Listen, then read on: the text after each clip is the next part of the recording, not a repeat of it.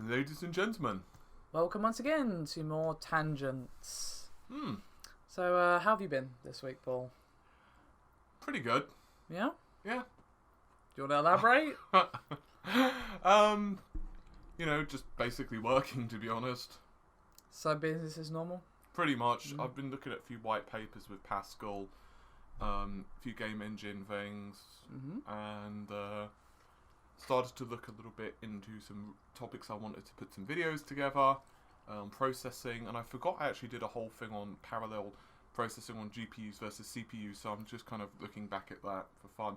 And also might I add, I started to look at Marvel Ultimate subscription thing where you can look at all the various comics they've got for like a set monthly fee, and that's pretty cool. So that's keeping that's keeping me entertained on breaks. Okay, cool. I've been busy as always as well. Normal stuff, work, things, nothing exciting. I love how you get the work easily enough, but after the work and things, stuff. By things, would things be Dark Souls? Yes, but we'll get to that. Don't you worry. Okay. So, what have you been playing this week? Street Fighter 5. All right, how's that been going? Pretty good. I must say though, it's very frustrating to beat someone that's got double your points and then they just rage quit. And I know Capcom are trying to fix that, but it's really bad. I mean, yesterday I must have had about 6 games where people did that to me. Yeah, I mean, they have said, we're working on it and stuff, but that doesn't help people like you who have literally just lost out. As soon as the KO goes off, in my opinion, it should count. Yeah, the worst thing as well is that you'll lose to someone because they've got a tactic and okay, you adjust to it, and then next round you just batter them to basically snot, and then they just rage quit immediately, and it's really annoying. Yeah, that's very frustrating that you don't get the points when you should, really, in that scenario. Yeah, aside from that, just the odd game here or there, a little bit of Quantum Break. Still enjoying? Yeah, still enjoying. And that's about it, actually.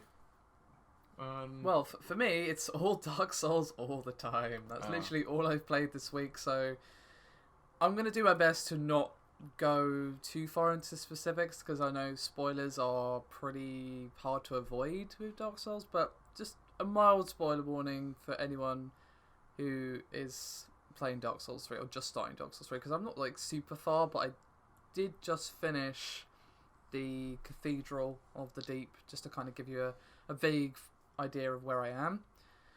So, I've been playing a lot of that. I beat that boss that I was stuck on that I was raging about last week, so that's good. Yeah, you were calling me up about the rage. And I've beat 2 other bosses since that boss, so not too bad. How are you finding the difficulty? Sometimes I find it easier, sometimes I find it harder.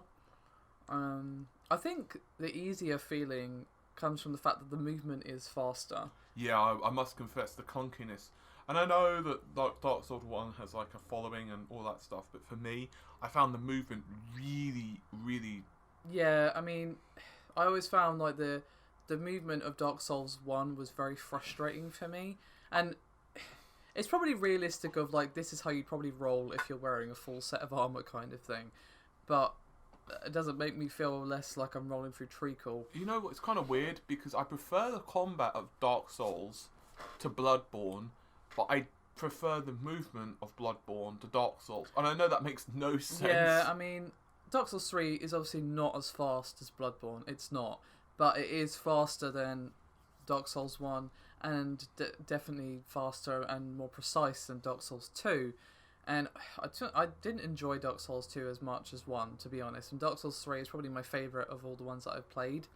So, yeah, it's really good. The only thing is, the boss that I just beat was a lots of guys boss, which always feels a bit cheap. It literally was just here's a huge horde of things. Yeah, there's a couple of those in all the Dark. Yeah, it's just kind of a staple, I think. Oh, I did have some jolly good cooperation.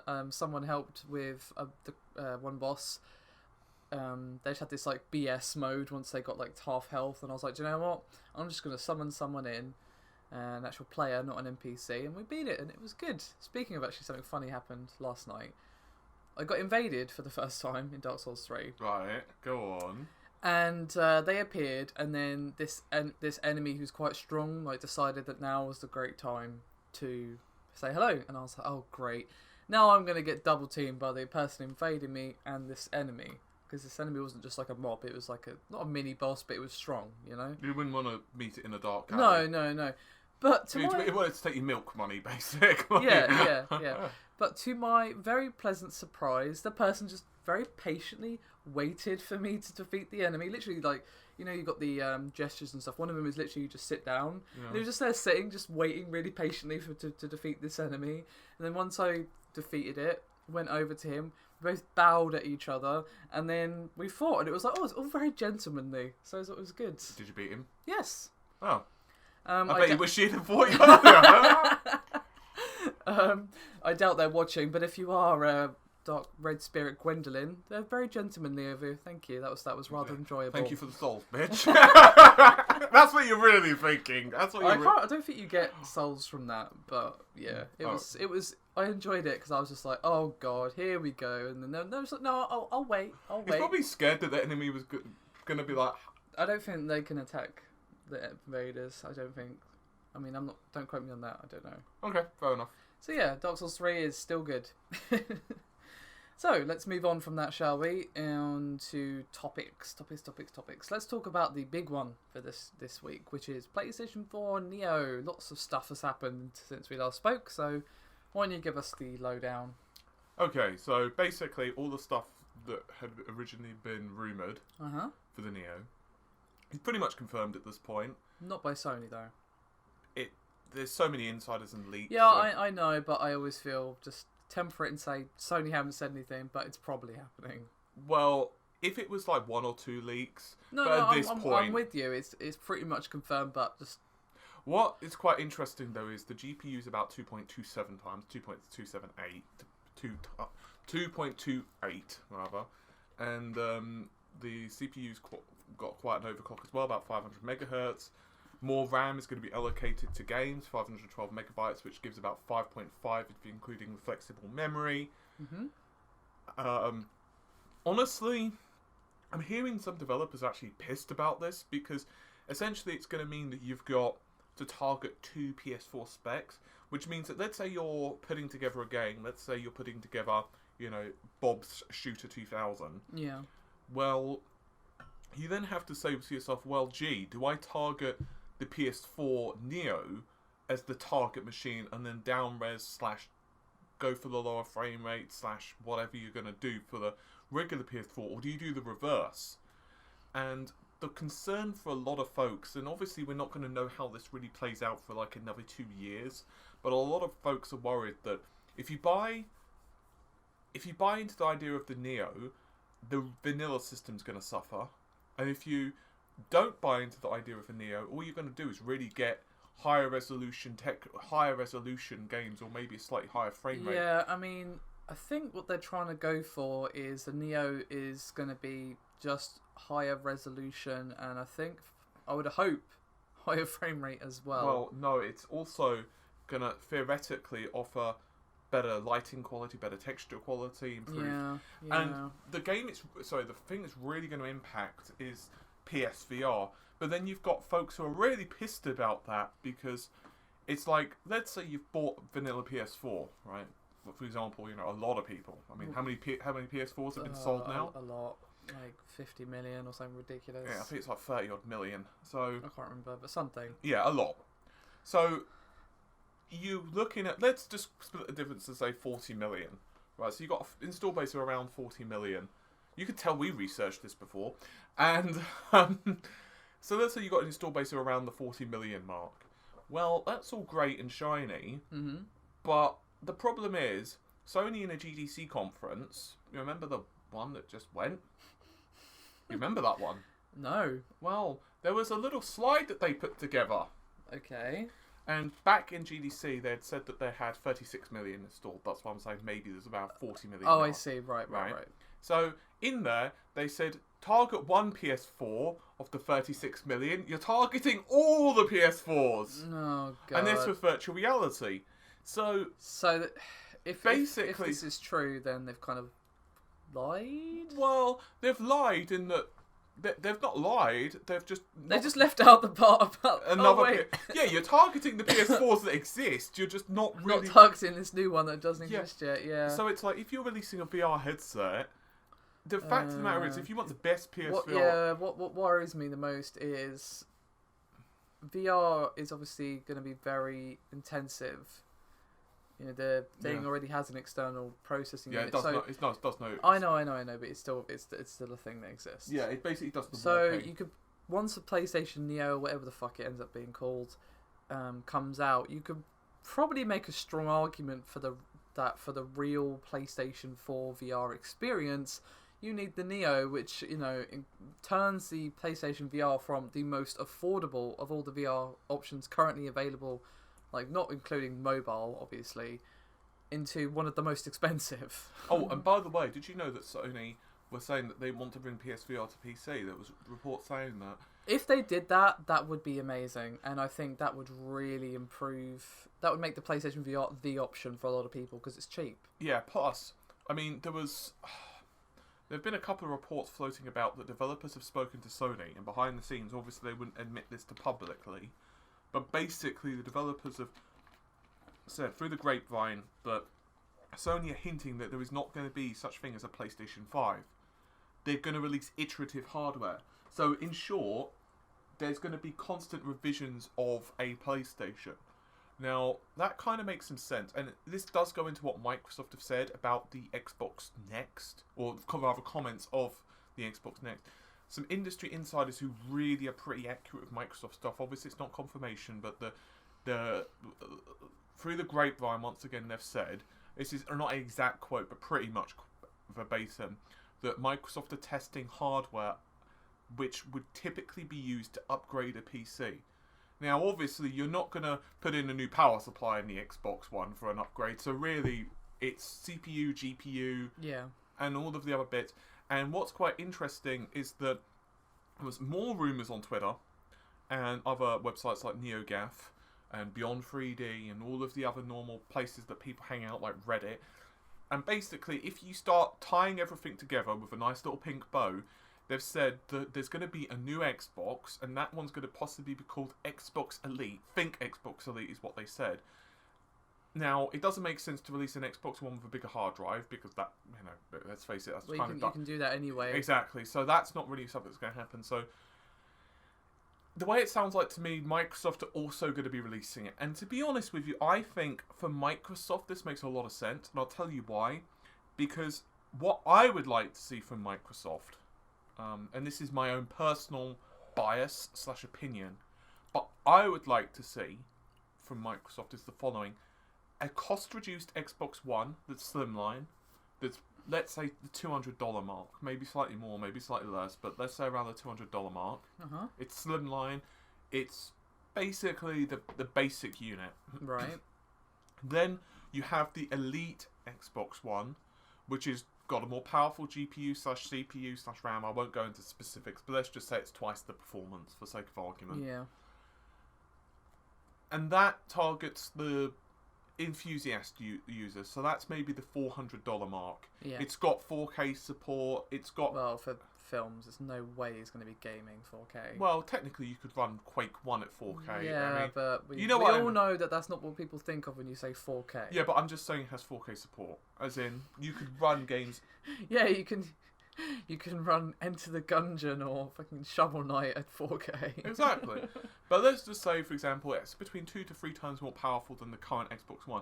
In fact, there's a part of me, I must say, and this is probably going to piss people off, but yeah, whatever. I kind of want it to be more powerful than the Neo, because I really want to see Microsoft just taunt people with that, so I'd actually like it to be 3 times more powerful. It would be nice to have a bit of a role reversal.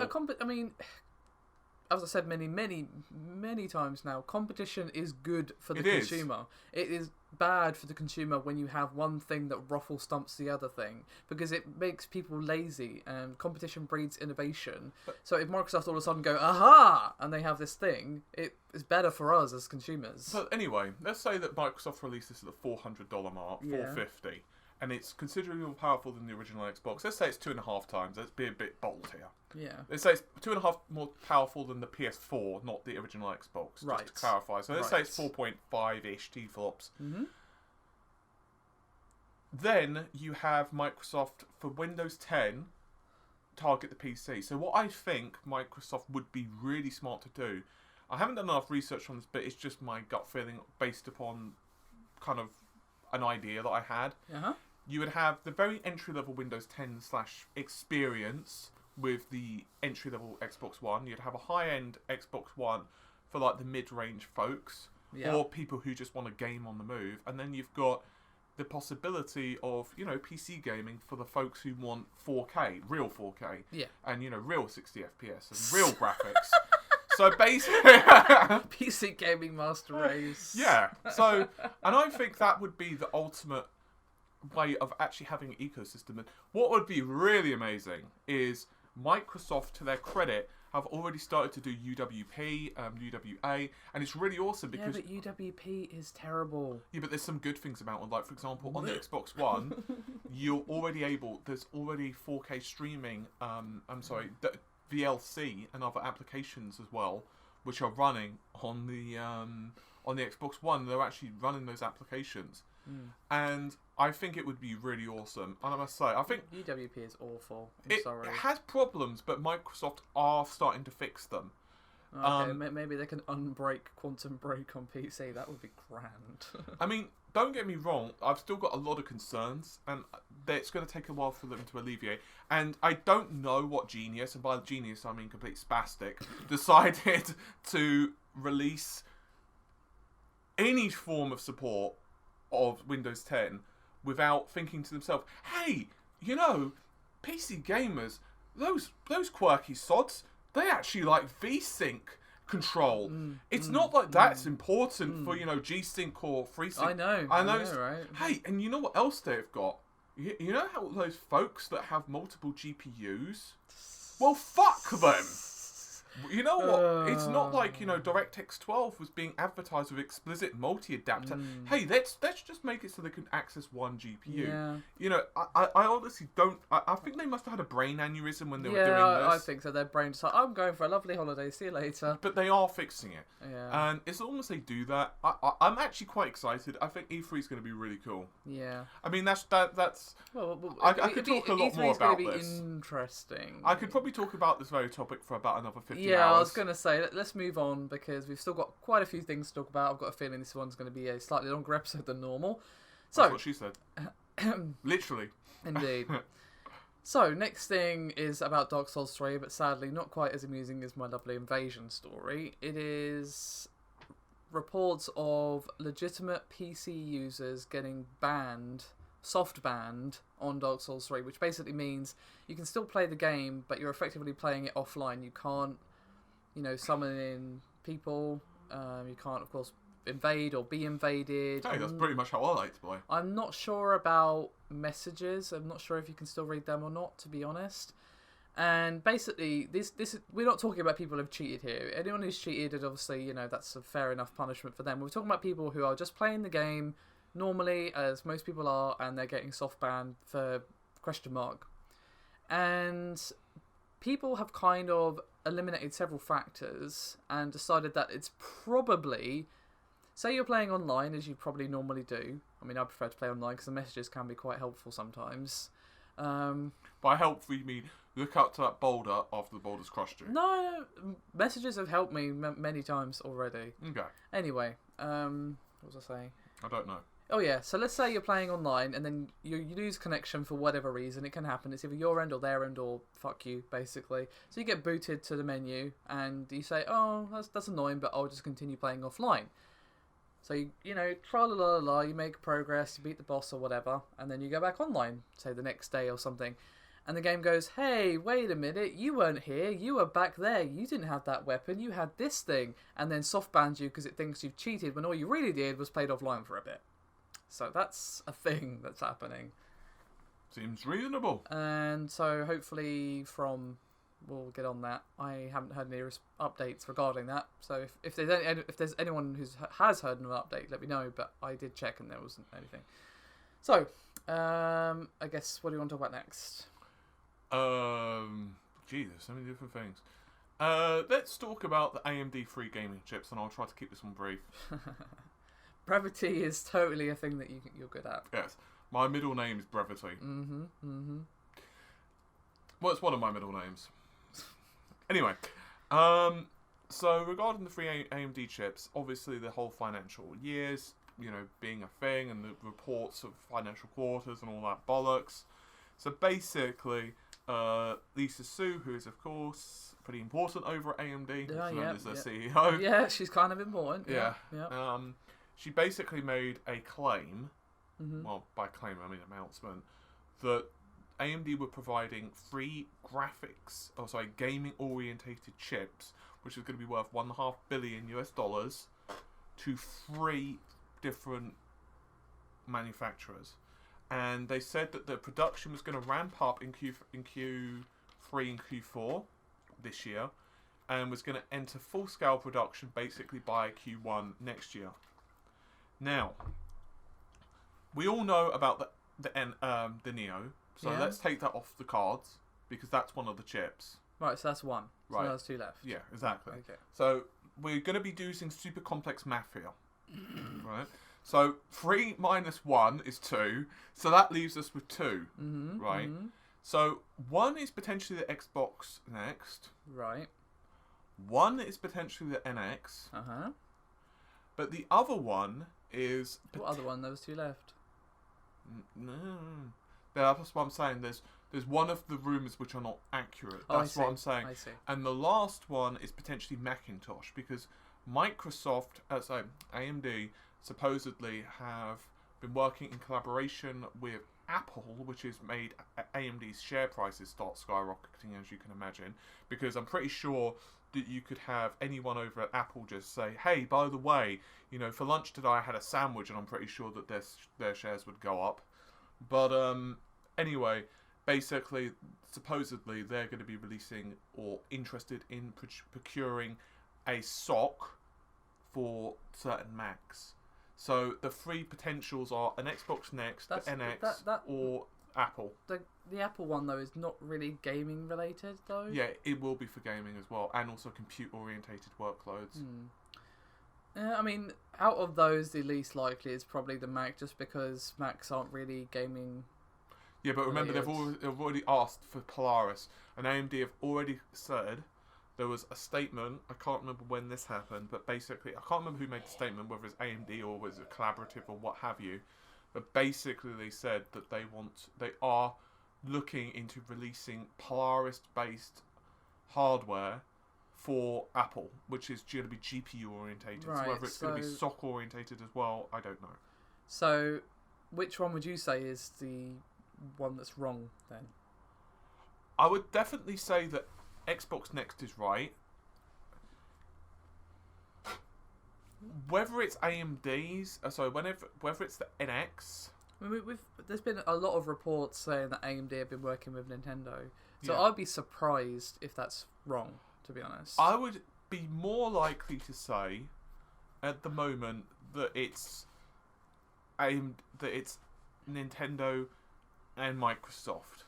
With that said, it's really freaking difficult to predict anything in the industry. Yeah, they could all be right, and we just haven't heard about one of them yet. The reason I would be less likely to be, I honestly don't know. It's really tricky. Yeah, and it's always hard to say. It's literally a toss-up. Any one of them could be true, and any one of them could be wrong. We just don't know. I mean, yeah, and Lisa Su was asked. Surprisingly, though, she didn't want to break NDAs and be sued. I'm not sure why. Yeah, I don't know. That's a mystery. Anyway, speaking of Nintendo, let's talk about that awful Nintendo pattern that we all saw. Let's not move on. It looks so bad. Oh my god, I hope it's not a thing that actually comes out, because wow. I honestly think they're just making patents at the moment just to troll us. Because I've got to say, it looks like the letter N. It just looks awful. It's like they saw that the fake leak about the NX controller, which was, to be fair, based on their original patent. They saw that and were like, do you know what? This got people talking about the NX because of how bad it looked. Let's outdo it. It looks like a half-used hula hoop. It just looks like something that shouldn't exist. Yeah. Anyway, the last topic before we move on to a couple of questions is that a VR analyst has predicted that all the VRs, Vive, Oculus and PlayStation, will be at 2 billion by the end of 2016, which is quite a high estimation in my opinion, given that a lot of people can't even buy it yet. You know what it is? It's to do with total market share.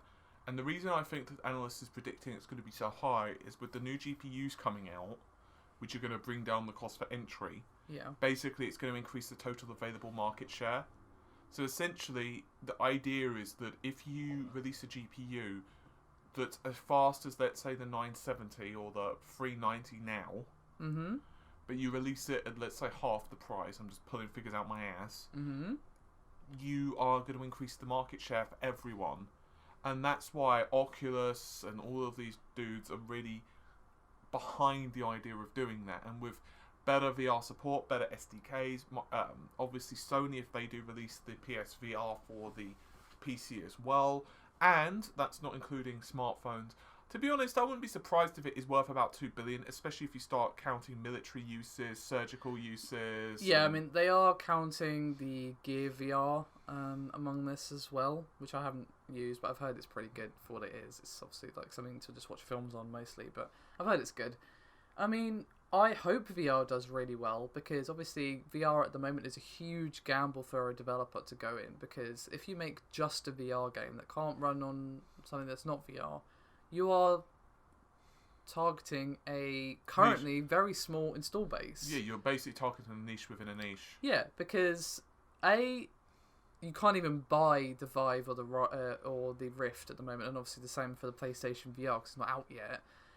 And the people who pre-ordered the Vive, like back in like whenever it was, are being told they're probably gonna have to wait till like late this month, and sometimes as late as June, to get their headsets that they pre-ordered months ago because of component shortage. And there's problems with the Vive as well. So it's just like getting these headsets into the hands of consumers who even can buy them is a struggle at the moment. It's more of a soft launch, to be honest, than a hard launch. So to be honest, it's going to be really by the end of the year that we see VR really start to ramp up. And of course, PlayStation VR is probably going to have similar problems, given that, you know, when I tried to put a deposit down for one, they were like, yeah, this isn't for launch, this is for next year. And I was just like, oh. Okay then. Sadness, but I did it anyway because, you know, that's probably the best I can hope for at this point. Anyway, yeah, let's move on to the questions, shall we? The first of which is from El Diablo, who asks, what is your most anticipated upcoming horror game? I'll be honest, I'm actually really behind on the horror. I mean, the one that did make me kind of wet myself a little bit, but I don't find horror games that scary. I think there's only one or two horror games that have really got me. Like Amnesia, for example, did not make me scared at all. I found it interesting and I found it thrilling, but I didn't find it scary. There were one or two games which kind of made me jump here or there, but none that have actually made me fearful. The only one that I can say that actually really kind of got me was, I guess, if I had to be honest, probably System Shock 2. And the reason with System Shock 2 is not only the atmosphere, but it had this like, if I go in there, I'm probably not going to do well. And with the very limited ammo, maybe one or two other games, but for me, I'm going to probably say Outlast 2, if I'm counting this year, and assuming that they do mean this year, yeah. Yeah, because I was going to say Resident Evil 2, Resident Evil, yeah. Yeah, Resident Evil 2 remake. let's just stick with games that we're pretty sure are coming out this year, like, you know, not counting delays and stuff, because the theme of the last couple of years has been that game you really wanted has been delayed. Pretty much. For me, it's a hard one because, as people know, I love my horror. It's one of my favourite genres, which thankfully made a comeback thanks to Amnesia, doing so well for itself. And while Amnesia had its problems, it was one of the best horror games I played in years at that time. I mean, Resident Evil 2 Remake is definitely up there, but that's probably next year. I'll be surprised if we get that this year, to be honest. Hopefully get a gameplay trailer at E3, though. Yeah, I was going to say, at the very least, give me a bloody gameplay trailer. Or just a trailer. Trailer of some point. Something. Yeah. But so, for me, it's between 3 games that I'm looking forward to that I think are all coming out this year, or at least early next year, but I'm honestly not sure. So we've got Outlast 2, which you mentioned. Okay, that research again. and Allison Road, which is probably the closest we're ever going to get to Silent Hills. I'm genuinely surprised that Konami didn't strike that down with some NDA. Well, they can't NDA an idea. Sorry, not NDA. I know what you mean. Yeah, they can't do that. It's different enough so they can't do that. I'm sure they'd love to, but they can't do that. And the last one is Perception, which is by Deep End Games, who I believe are some of the original Bioshock guys. Yeah, because I was going to say Bioshock, because they are remaking System Shock, but it's not this year, right? They're remaking System Shock. I'm not sure when that's out. They only just released alpha gameplay footage like a month ago or so ago, so that's probably not this year. Yeah, so I would put that in there's System Shock 3 is being made, but considering we only just got that announced the other day, I'd be very surprised if we see that next year. I wanted to put those games in with this. Yeah, but it's probably 2017, maybe 2018 for System Shock 3. Don't do that to me. Out of those three, for me, it's probably Allison Road, simply because it's going to have PlayStation 4 VR support, so that's going to be fun. And as I said, it's the closest we're ever going to get to Silent Hills, which is sad. Pretty much. And that makes me sad that that's true, but it is. I mean, Outlast 2 looks really promising, as does cool. Perception. By the way, you should check out the gameplay trailer. I was watching it yesterday. We linked it on our Facebook, so if you want to watch it. So, let's move on to the final question for this week, which is from Yuno Gasai, and she asks, what is your ultimate gaming snack? I'll let you answer first. Well, there's actually two answers from both of us here. One is going to be from back in the day, from before I started like really watching my diet and being healthy and all this sort of stuff. My go-to snack probably would have been chocolate-covered raisins back in the day, or like dairy milk, fruit and nut. Now, you can get these sort of banana chip things that literally is just dried banana chips, and they're really nice, so they'd probably be that, or maybe something like grapes or nuts or something, with a nice cup of tea, of course, as well. So, okay. And for you? Back in the day when I was like 19 or so, it would have been probably Pringles. I've never really had a sweet tooth, to be honest, not like a super sweet tooth. Now, it would probably be flapjacks that I make myself. Those are good. Which are like basically oats. Protein flapjacks, they are pretty godlike. Yeah, so that's basically oats. Cooking time with Paul. Yeah, oats, dark cocoa, protein flavour of your choice. Chocolate is the true flavour. Yeah, and then fruit of some description, like mixed fruits or bananas, that type of thing, and some cinnamon, maybe a little bit of honey if you could spare the carbohydrates.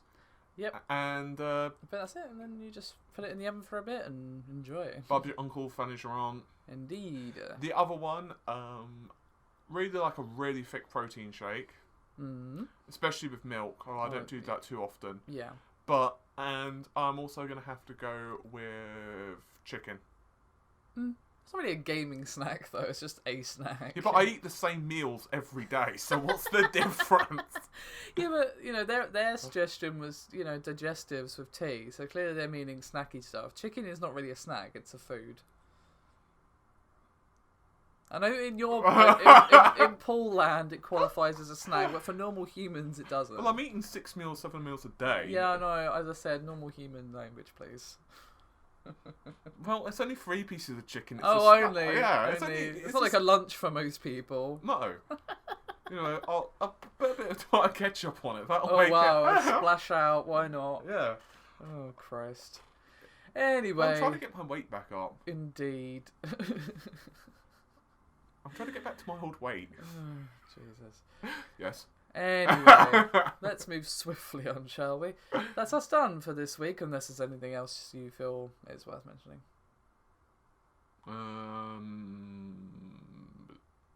Can't think of anything else. Alright, well that's us done for this week. Do hit us up with any questions and all that good stuff at the usual places, social media and whatnot. Yeah. My Twitter is linked in the description if you want it. My personal one is yours. I don't use mine. I only use the official one. So there you go. I'm giving her a disapproving look right now, in case you couldn't tell by the silence. I don't like Twitter. Why? Because I don't. Yeah, but the characters limit annoys the hell out of me. Okay, I'd like to point out, what was it she was doing at the start of this?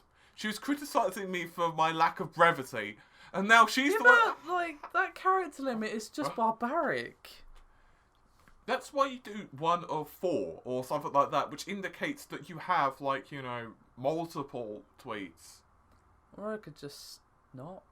Yeah, but Twitter... I used the official one. Yeah, but Twitter allows you... keeping up 2, that's just asking too much of me then. Yeah, but that means you can butt into conversations that you don't particularly care about to put in your 2 cents to... I could do that anyway. Eh. You know, there's no rules saying you can't do that on the official one. In fact, it's probably better to do it on the official one. Anyway, thank you very much for listening. Follow me! Yes, and follow us on @RedGamingTech. Yeah, well, there you go. Yeah, all my personal one. Yes. Because I post kittens. He does, it's true. Yeah. Anyway, that's us done. Thank you very much for listening, and we'll see you next week. Pretty much. Bye. Bye.